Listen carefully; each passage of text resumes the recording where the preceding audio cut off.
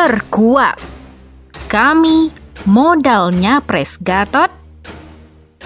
Mantan Panglima TNI Gatot Nurmantio tampil sebagai deklarator kami setelah lama tak muncul di hadapan publik. Dalam acara deklarasi itu, Gatot menyinggung soal ancaman proxy war dan oligarki. Kemunculan kembali Gatot ini menimbulkan spekulasi beragam di tengah masyarakat.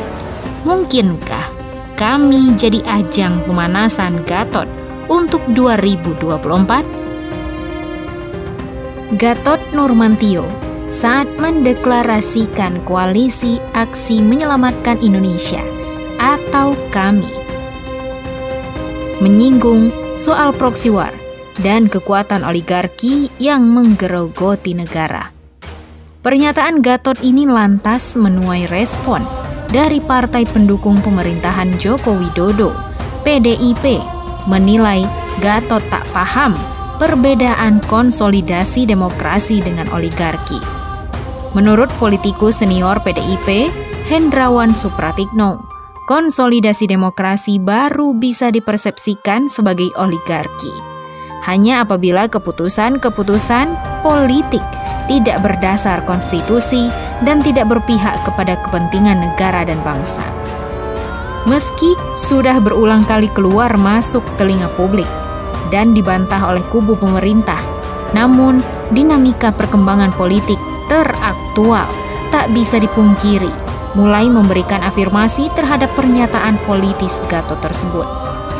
Yang mungkin masih lekat diingatan publik adalah terkait polemik pencalonan putra Presiden Gibran Rakabuming Raka di pemilihan Wali Kota Solo 2020 dan menantu Presiden Bobi Nasution di pemilihan Wali Kota Medan 2020. Meski sempat menimbulkan riak kecil di internal PDIP selaku partai pengusung, toh pencalonan keduanya mulus-mulus saja.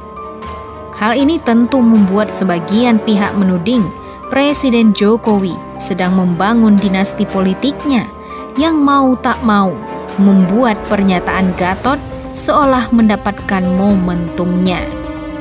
Lantas, pertanyaannya, apakah benar Gatot tengah menggunakan narasi breaking the wheel untuk mendulang simpati rakyat lewat KAMI?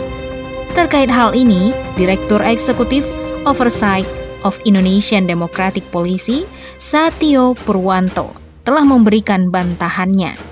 Menurut Satio, keikutsertaan Gatot tidak berkaitan dengan Pilpres 2024, melainkan karena jiwa korsanya terpanggil untuk memberikan kontribusi dan berjuang demi NKRI. Akan tetapi, menimbang pada dapatnya KAMI menjadi batu loncatan Gatot untuk mendulang simpati demi modal politik di Pilpres 2024. Mungkinkah sekiranya KAMI menjadi alat politik yang mumpuni bagi Gatot? Modal sosial dan modal politik. Sosiolog asal Prancis, Pierre Bourdieu, pernah mendeskripsikan modal sebagai sekumpulan sumber, kekuatan, dan kekuasaan yang benar-benar dapat digunakan. Artinya, istilah modal digunakan Bourdieu untuk memetakan hubungan-hubungan kekuatan dan kekuasaan dalam masyarakat. Ada beberapa jenis modal yang dipaparkan Bourdieu dalam bukunya yang berjudul The Form of Capital. Salah satunya adalah modal sosial. Dalam pemikirannya, modal sosial merupakan properti individu, bukan kolektif, yang bersumber dari status sosial seseorang.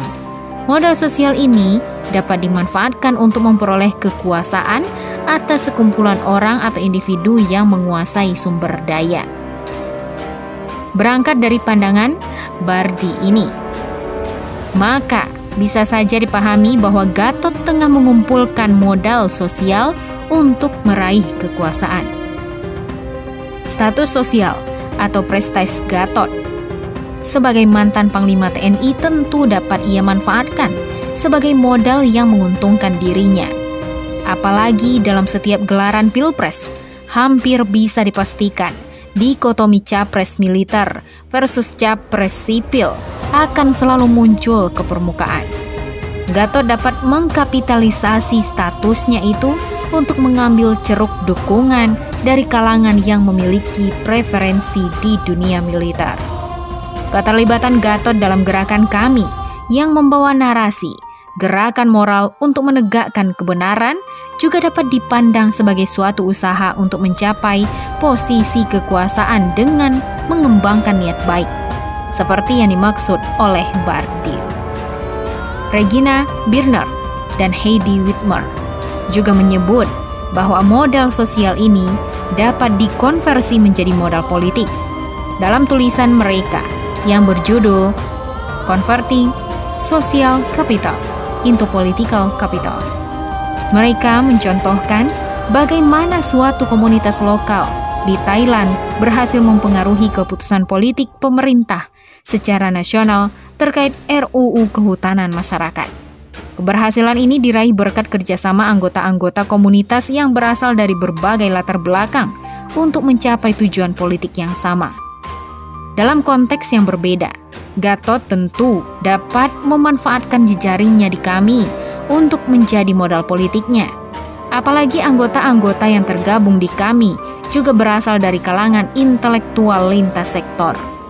Singkatnya, jika Gatot mampu mengkonsolidasikan atau mempersatukan berbagai elemen masyarakat yang tergabung dan mendukung kami, ini tentunya dapat digunakan sebagai modal politik yang mumpuni bagi mantan Panglima TNI tersebut. Apakah sudah cukup?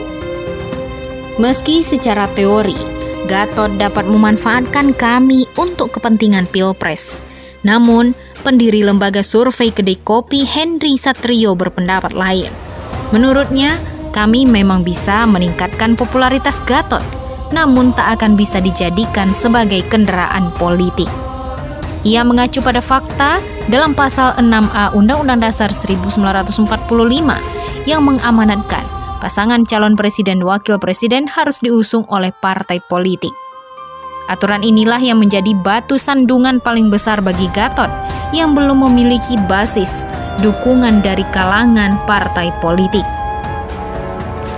Jika serius ingin bertarung pada Pilpres 2024, ia menyarankan Gatot untuk mengikuti jejak Presiden ke-6 Susilo Bambang Yudhoyono dengan membuat partai sendiri, atau mengikuti jejak Ketua Umum Partai Nasdem Surya Paloh yang mengubah ormasnya menjadi partai politik.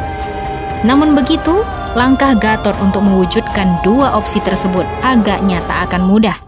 Meski pegiat yang tergabung dalam kami memiliki visi yang sama, namun tak dapat dipungkiri, tokoh-tokoh di dalamnya memiliki basis pendukung masing-masing, seperti Rizal Ramli, Din Samsudin, dan Rahmawati Soekarno Putri. Belum lagi, dalam beberapa kesempatan, sejumlah simpatisan kami menegaskan gerakan tersebut tidak dimaksudkan untuk memunculkan calon presiden untuk pemilu 2024. Secara umum, kans Gatot untuk maju dalam Pilpres 2024 memang tak terlalu banyak diuntungkan pasca deklarasi gerakan kami. Akan tetapi, jika memang gerakan ini terus berkembang menjadi sebuah gerakan yang konstruktif, bukan tidak mungkin pada akhirnya Gatot sebagai salah satu deklarator kami akan diuntungkan secara politis dari gerakan ini. Menarik untuk ditunggu kelanjutannya. Bagaimana menurut pendapat Anda? Tuliskan di komentar. Jangan lupa like dan subscribe untuk update info selanjutnya.